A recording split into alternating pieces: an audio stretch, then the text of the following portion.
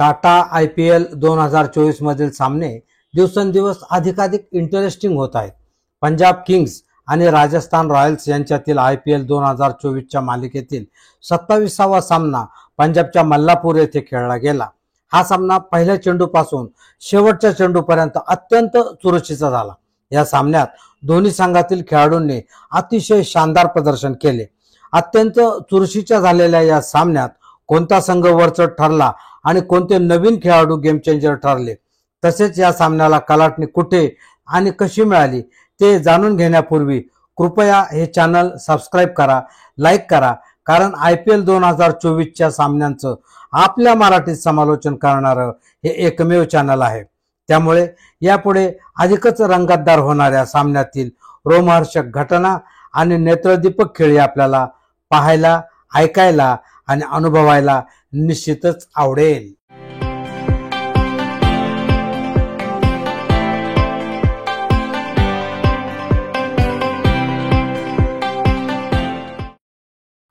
IPL 2024 मधील 27वा सामना Punjab Kings आणि राजस्थान रॉयल्स यांच्यात मल्लापूर क्रिकेट स्टेडियमवर पार पडला.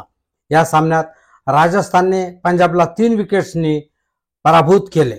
या सामन्यात पंजाबने प्रथम फलंदाजी करताना 8 बाद 447 धावा केल्या होत्या.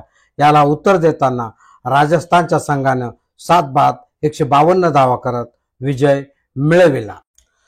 या सामन्यात राजस्थानने टॉस जिंकून प्रथम गोलंदाजी करण्याचा निर्णय घेतला. पंजाबकडून अथर्व तायडे आणि जॉनी बेअरस्टो यांनी 27 धावांची सलामी दिली. आवेश खानने चौथ्याच ओव्हरमध्ये अथर्वला बाद करत ही जोडी फोडली. अथर्वने 15 धावा केल्या. अथर्व बाद झाल्यानंतर प्रभसिमरन सिंग मैदानात आले, मात्र 41 धावांवर पंजाबला दुसरा धक्का बसला. युजवेंद्र चहलने प्रभसिमरन सिंगला 10 धावांवर बाद केले. यानंतर लगेचच केशव महाराजने जॉनी बेअरस्टोला बाद करत पंजाबला तिसरा धक्का दिला. बेअरस्टोने 19 चेंडूत 15 धावा केल्या. याच वेगाने पंजाबची पडझड सुरू राहिली.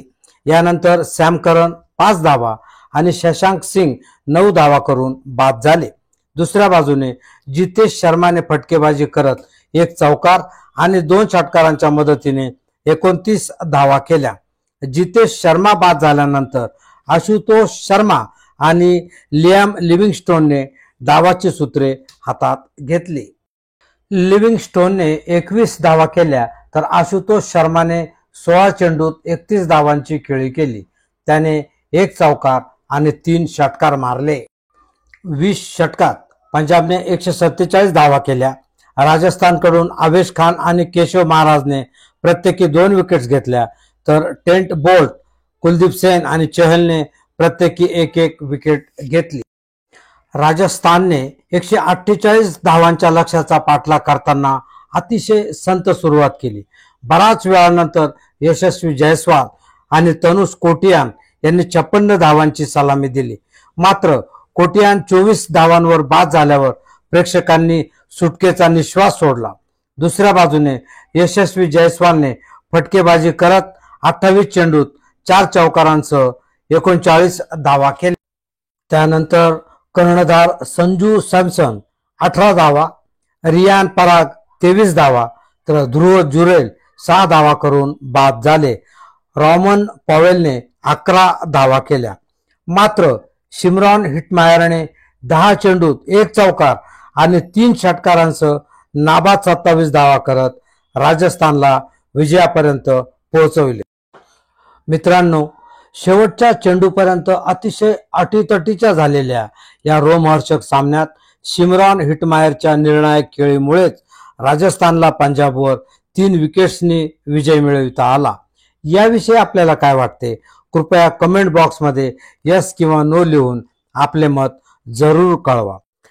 या व्हिडिओसाठी आपला अमूल्य वेळ दिल्याबद्दल तसेच व्हिडिओ सबस्क्राईब आणि लाईक केल्याबद्दल मनापासून धन्यवाद.